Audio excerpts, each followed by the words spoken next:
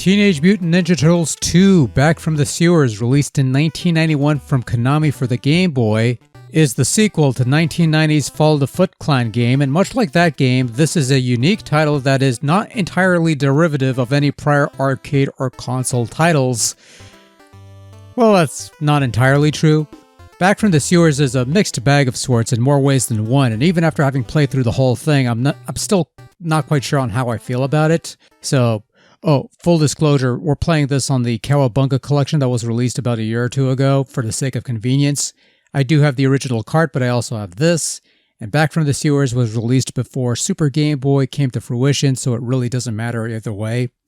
Anyway, much like the previous game, you control one of the 4 turtles, and must venture through 6 stages to stop the Shredder, Krang, and the rest of the Foot Clan from pulling off their latest world-conquering scheme of sorts. And at some point, I guess you have to save April too. Much like the previous Game Boy game, the turtles act as your lives. You lose one, and you'll have to rescue that turtle in a mini boss battle thing after clearing the current stage. But if you clear a level with all 4 turtles active, you'll play a bonus round where you attempt to eat as much pizza as possible to restore your life energy, since the turtles don't heal up between stages, which adds to the game's overall difficulty. Back from the Sewers is a game that confounds me at times. It is primarily a traditional 2D side-scrolling platform game where you move to the right, kill a bunch of foot soldiers, as well as the occasional Mousers and drone robot things whose names I don't recall, it's been a while, and features some occasional bits of platforming with some really floaty jumps that have considerable height but also covers very little distance. But sometimes there will be rare occasions where the game will switch to a beat-em-up format similar to the arcade games, or more specifically the 2 NES sequel games, which feel a bit awkward to play and isn't helped by the fact that any contact with an enemy, whether they're attacking you or not, will hurt you, similar to the platforming bits, which makes combat in these segments especially problematic at times. And speaking of combat, all 4 turtles play similarly to each other. Each one has a main attack, a jump kick attack, and a slide move that can theoretically harm grounded foes. The slide move is executed by pressing down in both A and B and isn't always responsive.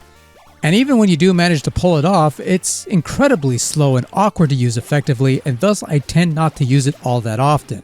Also not helping matters is attack range being ridiculously short with little reach. Even Donatello, whose bow should give him good reach in theory, has no better range than Raphael's ice picks. And on top of that, the hit detection isn't always spot on here, which doesn't help matters with those arcade-style beat-em-up segments. Back from the Sewers sports 6 levels of play and mostly play out the same way. You move to the right while an endless barrage of foot soldiers and occasional other foes like Mousers will run in to keep you busy. The constantly spawning enemies make levels feel like more of a chore than a fun challenge, but there are occasional platforming bits, and to the game's credit, platforming does take your weird jumping physics into account, and you could grab onto platforms to push up or downwards. The boss battles are probably the only real trouble spots, but once you get some kind of pattern going, it shouldn't be too much of an issue. You have 3 difficulty settings on the options, with hard adding some extra boss attacks for added flavor. Back from the Sewers does sport some superb visuals, naturally a step above the previous game and more in line with the later NES titles, complete with the turtles' blank stares into your soul during their idle animation.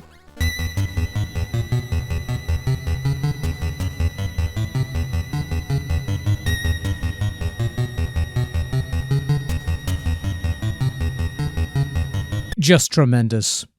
There's a general improvement in overall quality, the levels and backgrounds look more lively and detailed, the characters are more refined, I like how each act opens with a title card based on those from the old cartoon, and a similar card pops up whenever you pause the game or preceding bonus games, so there is some effort in making this more cartoon-like, and on a whole, it's a pretty slick looking game. Sound also sees a considerable improvement, complete with a couple voice bites here and there, something that's fairly uncommon on Game Boy, usually for good reason, but hey, it's the thought that counts. The sound effects are a little punchier than in the previous game, they have more oomph to them, for the most part, and you've got some sweet sounding tunes coming out of that seemingly underpowered GB synth. I do find it funny that, much like the first game, the first level music is just the TMNT theme, and it's a fine rendition, don't get me wrong, but yeah, they do this for all 3 games, and frankly, couldn't be bothered with one more original tune to open the game, but, whatever. Okay, sounds alright.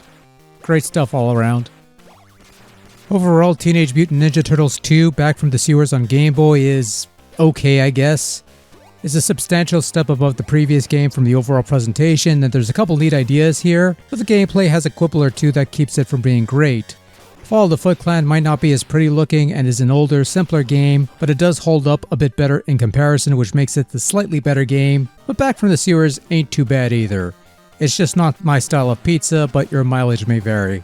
If you have the collection on hand, may as well give it a shot.